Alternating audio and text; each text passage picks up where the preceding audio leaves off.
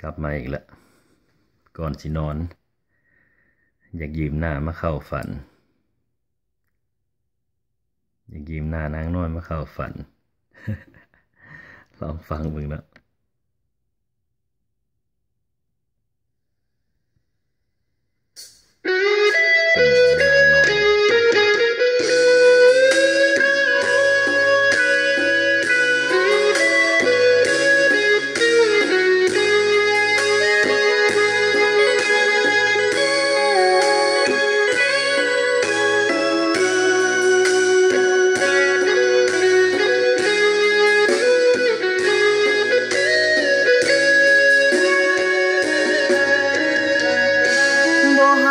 บ่ว่าเจ้าดอกคำแพ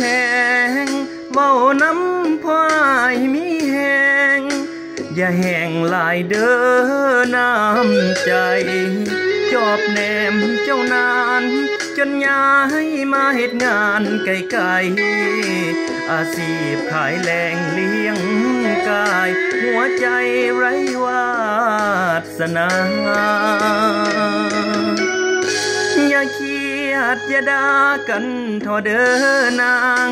ถ้าเห็นผู้บ่าวห่างๆรบกวนน้องทางสายตาเป็นลูกจ้างเขางานหลายเจ้านายเขาว่าทางออกคือลอยส่งตาเก็บภาพเจ้ามาหล่อเลี้ยงแรงใจสวยเดินผ่านไกลทักอายสักคำน้ำตาเทคแค่อายด้วยหางตาแค่วันละหน่อยได้ไปส่งยิ้มมาบาง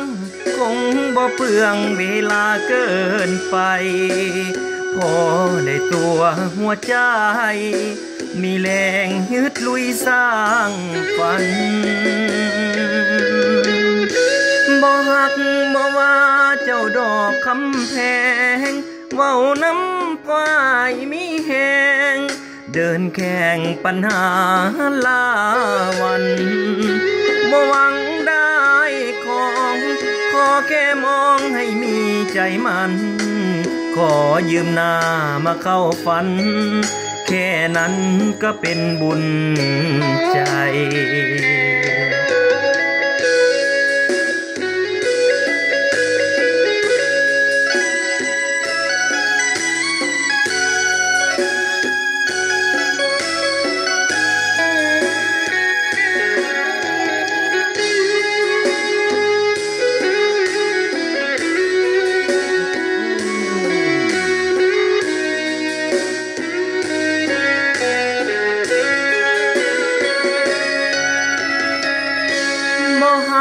บ่ว่าเจ้าดอกคำแพ